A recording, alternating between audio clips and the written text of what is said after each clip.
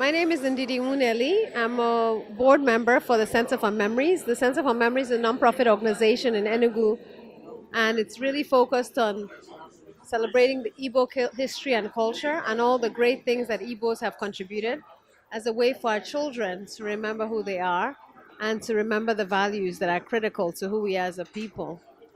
We started the Center for Memories in 2018 in December. And since we started, we've had a range of activities. We have a children's program every week, we have a library, we have a monthly speaker series, we have movies and theaters, and we have exhibitions. Our first exhibition was Igbo Contributions to Nigeria and the World. The second was on Lost Technologies and Innovations. And the third one is actually on Biafra, because this month symbolizes 50 years since the Biafran War ended. And in Nigeria, this is an important part of our history. And we feel it's important for us to know our history and to know the truth and to learn from our history so that war will never repeat itself in this part of the world. 26 May 1967, the Eastern Region Consultative Assembly begins a two-day meeting to consider the region's future. A proposal for the succession of the region is considered. And at the conclusion of the meeting on the 27th of May, the succession of the region from the Federal Republic of Nigeria is unanimously passed. 27th May 1967, the federal government promulgates the States Creation and Transitional Provisions Decree, creating 12 states from the existing 4 regions. The Eastern Division is divided into 3 states: the Central Eastern State, River State, and Southeastern State. On the 30th of May 1967, the government of the Eastern Region, led by Lieutenant Colonel Ojukwu, declares the formation of a sovereign nation, the Republic of Biafra, a name suggested by Chief, later Amanyanabo, Frank Opigo, an Ijaw bureaucrat in the former Eastern Region. When things like that happen, the quality of the informal consultations before that massive congregation is important. Those who create the atmosphere that will lead to the decision that the leadership wants is what will happen. But if you had cut off most people and did not consult them, then what you are likely to have then is a tunnel view of events. And most sensible people will come into a place like that, either keep silent or just say go ahead, because they don't have enough background to give an analytical disposition of the situation. And that's what happened. I was there. All right, thank you very much. My name is Nkem Nweke, and I am one of the directors for the Center for Memories. We put up this documentary January 15 because it's a very symbolic date for everybody in Nigeria, not just the Igbos. And what we want to try and achieve is to bring back memories of what everybody went through. When I mean everybody, I take it serious because it's not just Igbos, it happens to people who came from the north, who came from the west as well. But we need to tell our stories, we need to let our young people know what happened, and we need to have an outlet for people to also voice their concerns or voice their experiences, because many people do not get to talk about it. So we've taken time to put through this 100-minute documentary. We're still going to work on it. This is just for Lagos.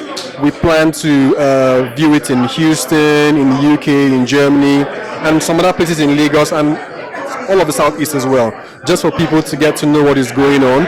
What we've also done is we have a website which we've called biafranmemories.org, and it's a portal whereby we want to also continue this discussion. We want people to be able to go in there. You can upload your pictures, you can upload videos if you have, you can upload artifacts, anything maybe your parents have left for you, and you want people to get to know what's going on. It's a portal for you to tell your story so that these things from generation to generation, people get to know what is going on and the story never dies. It's part of who we are as a country, so we need to make sure we keep on telling these stories, and that's why we're all here today. But it didn't happen. It didn't happen. When I first realized just how serious it was one day my sister and I were looking out of the window, and all of a sudden we saw this It looked like thousands. Anyway, it couldn't have been thousands, but it was a troop of soldiers, army officers mainly, I believe, that were walking past or marching past the house. And it suddenly hit us that this thing is actually coming to us now. I was young in my age, but in many ways I was worried. I was actually worried about it, but like everyone else, we just tagged along, and believed in Biafra, When it actually dawned on me that this is serious was when my brother and cousins and some of their friends went to the recruitment camp where they were taking in young officers, and then they sent word back home that the driver should come and pick up the car, that they've gone in to enlist in the army. Yeah, so that was the first time I felt the impact of the impending war. The Igbos in particular were really provoked. You see, but it's not sensible to go into war when it's obvious that you cannot win a war. And a wise man would have done something diplomatically or otherwise to avoid the war. Why I say this is that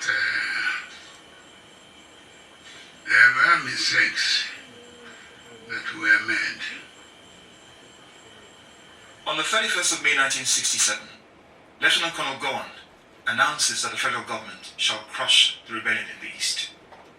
The new nation soon established strong systems of state and governance. The legislative and executive system was in full effect upon the declaration of state. Biafra inherited the old Eastern Region civil service, a ruthlessly efficient administrative machinery mined by a cadre of highly competent, experienced, and motivated manpower.